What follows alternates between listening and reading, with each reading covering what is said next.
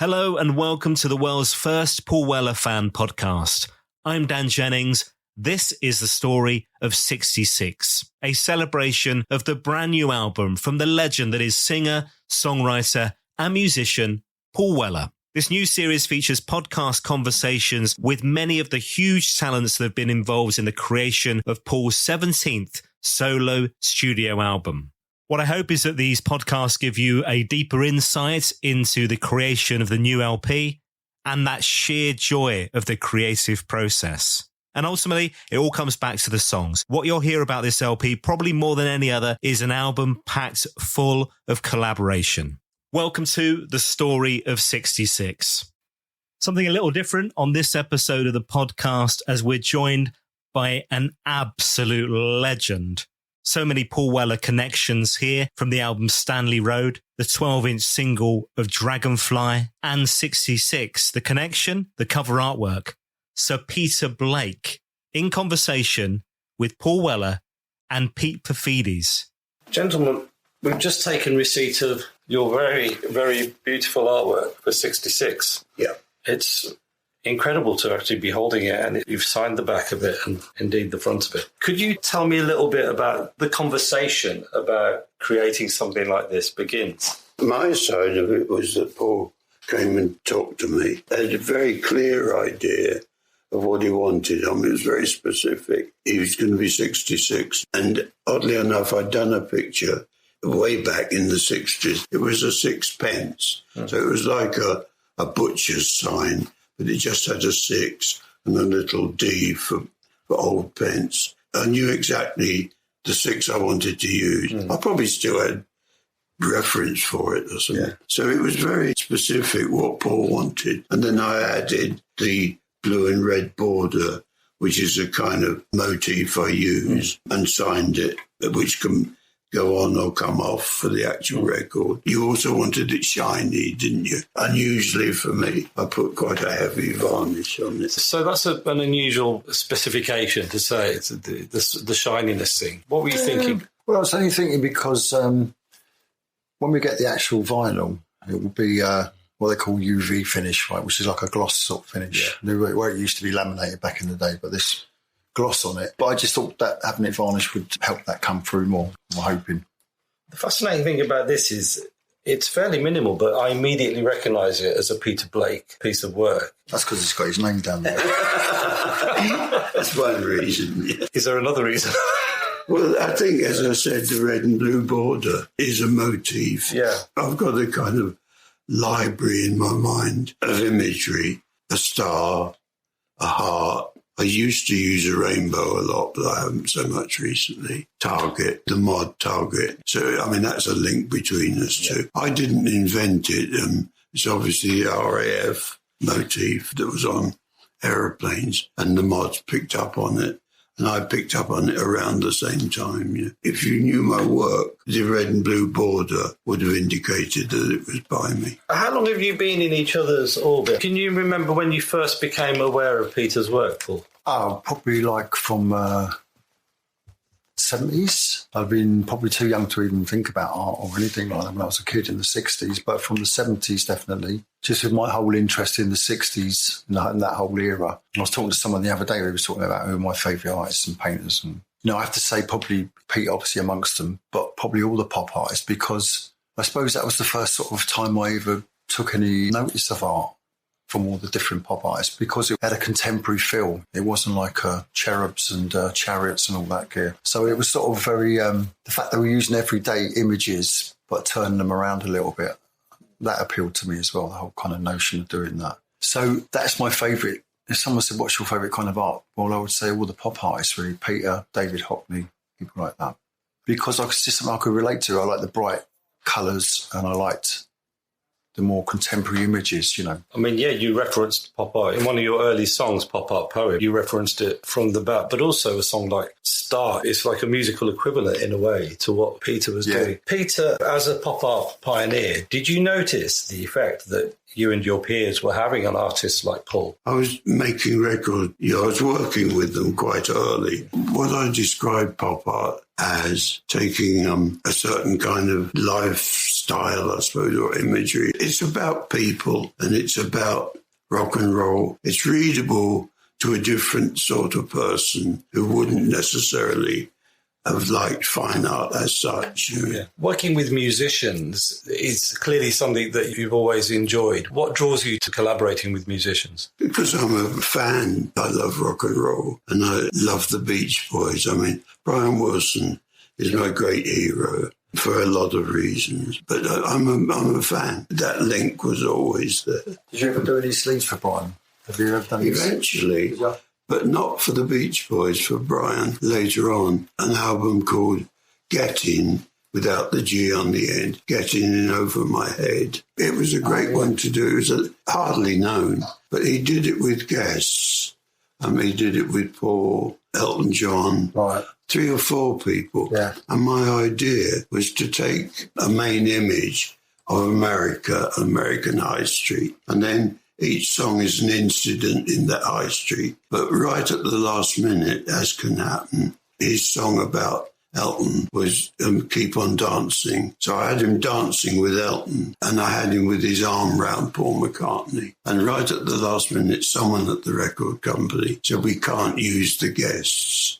So I had to take them all out and just put him with a lady, for dancing with Elton. Yeah. So it took away the main power of it, but it was fun to do. And then, of course, the first time you directly worked together, you obviously did the artwork for Stanley Road. How did that come about, Paul? Can you remember?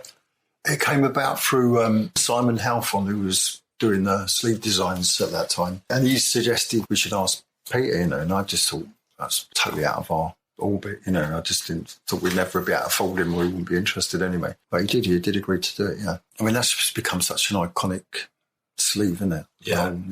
But it just made sense, because there was a lot of my childhood sort of bound up in that album. Certain tunes, some references to growing up and whatever. So it kind of, it all seemed to make sense, We gave Peter some bits and pieces and then I think Peter probably added other stuff and just built up that collage like that. Wow, okay. Using like Peter's, iconic, like you said, like the target and the heart and all that stuff, the stuff that you noticeably go, that's Peter Blake. But I thought it just caught the mood of the record for me, really, as well, It really did. I almost wonder if maybe you're approached less than we think you are, purely because maybe there are artists who think that you're just getting approached to design artwork for records all the time and maybe think that you'd be too busy or you would never be affordable. It could be that, but I've done quite a lot. Of course, yeah. It's about right, the balance of what I've done. To go back to Stanley Road, when I was a student, there was a genre of art where people would do a still life, but they would denote it by what the person did. If it was a bloke, it would be a pair of football boots, a glass of wine. So it would be a still life that told you all about this person. And I'd had that idea at the back of my mind for a long time. I nearly done it for somebody else, and that didn't work out. So the idea was still there. So I asked Paul to make a list of what he would like, just a list of likes, really, and picked up on that idea again. It was quite complicated, wasn't it? Because some of them, in the middle, you had like a box. So it was quite a deep album. And in the box was a picture of Paul as a little boy holding a photograph of him as a man. An impossible situation. So it had that double take as well. It had 2 ideas. So when those conversations start to happen, do you make a point of getting to know the music, or is it almost better to keep the purity of the conversation separate from listening to the music? Again, it depends. With 66, Paul gave me a copy, a CD, and I played it quite a bit and listened to it and liked it. But I didn't hear it before I did the cover. Right, okay. So it was so specific that I didn't need to know what the music was like. But sometimes that can happen, because part of the reason I ask is because with records that we love, the sleeve becomes inseparable from the experience of listening to records. That's happened with so many records that you've worked on. As a collector yourself, Paul, you'll know that already, won't you? Mm-hmm. Yeah. I mean, I was just thinking then, like, all those Reed Miles sleeves for Blue Note and, you know, all that stuff was just so amazing. I mean, the music was great, obviously. To me, that music is always bound up in that visuals as well. Yeah. The graphics and the way that they used to use the lettering and great shots, you know, cutting shots in half and all that stuff. Yeah. So, I mean, I still think I'm of that generation where it's still important. And even when I'm making a record and putting the artwork together and getting all the different sources, strands, I'm only thinking about the vinyl. I don't really care about the CD. And the digital thing, I mean, obviously it's that big now. So I only think about the 12 by 12 vinyl sleeve. You know, that's all that's important to me. If that's looking great, then that's good enough for me, you know. Well, I was a great fan as a student of the Blue Note albums. Before I'd ever done a record cover, I would do pretend record covers. I would anticipate doing one using the Blue Note, mainly the modern jazz ones. I also can remember I had a record, the Kenny Graham Afro-Cubists. I was a great fan of Kenny Graham. I embellished that. I added some drawing to it. So that's the first kind of one I did. Wow. Couple of things. First of all, it's interesting what you say about imagining the vinyl and that being the number one. It just so happens that if you're going to go out of your way to design a piece of art that actually wouldn't lose so much in miniaturized form, you know, a lot of people listen to their music on Spotify and you get a little kind of stamp, essentially. It's like a bubblegum card almost, you know. And so that would work just as well on there, interestingly. Well, that would, because it's so... It's so emblematic. That would reduce very well, something like that. And as a kid, I mean, I know obviously 1967 was a big year for you. Obviously, goes without saying, a big year for you. Don't mention it. Don't mention it. Oh, no, we can. There are times when it's relevant. I mean, it could be Sgt. Pepper, but it could be so many, those formative experiences where you stare and stare and stare at a record. And whilst you listen to the record, the experience becomes greater than the sum of both the music and the image together. And that happens so much. That's central to the way... Well, I've got to say, that's Sgt. Pepper and me. Do you know what I mean? When I was a kid, I bought it. I didn't buy it in 67 because it took me a year to save up for it. So I bought it in early 68 or something like that. But the same thing, I just played the record over and I would flip it over, turn it, keep it over. And I would just look at the sleeve and read all the words and look at the images and all the characters in the collage. And, you know, it's a very strong image in my mind, you know, just sitting in your bedroom and listening to that record and looking at the sleeve. I mean, it's an important thing, man. It's an important cultural moment for kids or a young person when you get into music, I think. Yeah, I mean, you asked earlier about the links with the designer and the musician. And in that case, it's interesting because none of it illustrates the record, but we were going in to Abbey Road while the Beatles were recording. Right. So the day, for instance, they recorded Lovely Rita Meter Maid, we went back to Paul's house with a copy of it, and he played it for the first time to us, and Jane Asher cooked bacon and eggs, I remember. So although, as I say, there was no, we weren't illustrating the songs, I was involved. I heard that as they made them. I mean, we went in the night. George hired all the Indian musicians, and in the kind of hallway at Abbey Road, they'd put out a big carpet, and all the musicians were sitting round. And when we came in, George got up and greeted us and introduced us to Ravi Shankar and all the other different people that were playing. I guess something of the spirit of the times comes through. I mean, if you're moving in that world, then almost by osmosis, you absorb some of what's happening, not just in the music on that record, but in what's happening all around in popular culture. Yeah, well, as I say, I was a great fan. You know, I was terrific fan of the Who. Later, I was a great fan of Ian Dury and the Blockheads because I'd taught him and he was a friend. And I loved rock and roll. I mean, I loved Little Richard and Jerry Lee and the Everly Brothers. Don Everly lived in London in the 60s. So Don eventually was Rose, her daughter's godfather. They became great friends and we went on the road with them. And I've been on the road with Ian for 4 or 5 nights in the north of England. So I'm a rock and roller. And Ian, of course, is a great example, as you know, you'll know, is the way just art school is almost sort of a better apprenticeship for being a rock and roller than... It's good for him, yeah. It's good for him. So many people. Yeah.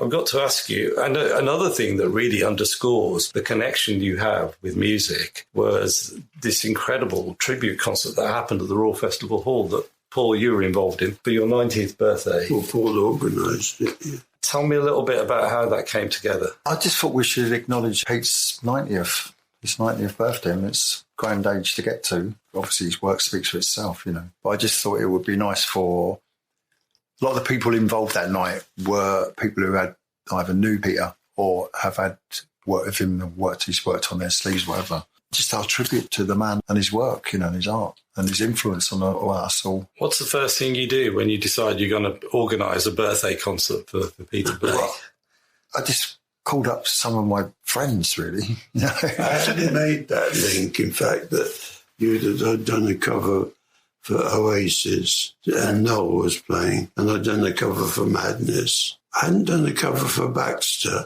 but I'd done a couple of covers I thought the connection for Ian Dury, yeah. So the connection was there. Yeah. 3 covers for it, because Roger and Pete played as their kind of acoustic crew, and they were brilliant that night, weren't they? Yeah, they were really great. Yeah. Everyone was great. But you know what? Everyone I spoke to, when I called them up, they're all like, yeah, definitely. I'm up. Presumably you must check first to see if the venue's free, right? Or do you, not even that? Well, we'll just do it at the same time, really.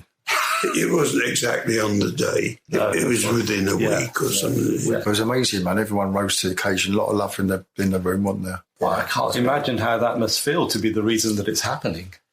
I didn't quite get the hang of it on the evening. It was only later that I thought how incredible it had been that we were in a main box with the occasional spotlight on us, which was nice. And a lot of the visual artists sent messages. Yeah. I mean, Hockney did, and Damien Hirst did, Tracy did. You sent a birthday greeting.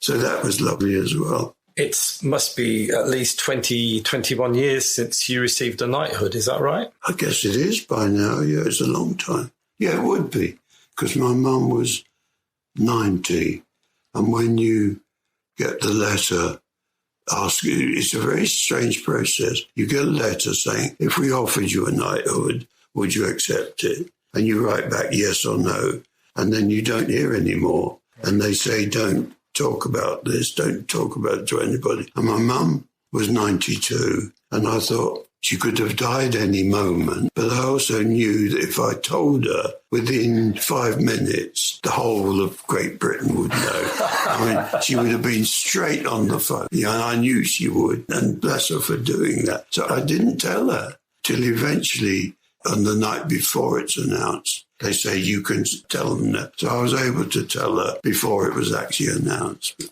You received that phone call, Paul? I've had it a couple of times, yeah. No, not for you. Nope. My thanks there to the 3 amigos for letting me share that episode with you. Sir Peter Blake, the legend that is, together with actually 2 other legends, let's be honest, Pete Paphides, thank you, Pete, and Paul Weller, all chatting about that cover of the album 66. Lovely stuff. A reminder, if you've enjoyed this episode of the Paul Weller Fan Podcast, you can find a whole box set packed full of brand new episodes. The Story of 66, available now wherever you get your podcasts, Apple, Spotify, YouTube, and more, or at paulwellerfanpodcast.com. Whilst you're on my website, why not head into our store, grab yourself a virtual coffee. It's always nice to get a little thanks for this free content. Much appreciated. All available online, paulwellerfanpodcast.com. And here's the big ask. Please do spread the word on social media. So many amazing people giving their time for free to chat to me on these episodes of the podcast. So I'd love it if you could spread the word. Facebook, Instagram, and X. Tell everybody about the Story of 66, this celebration of the brand new album from Paul Weller. Thanks for listening. I'll see you next time.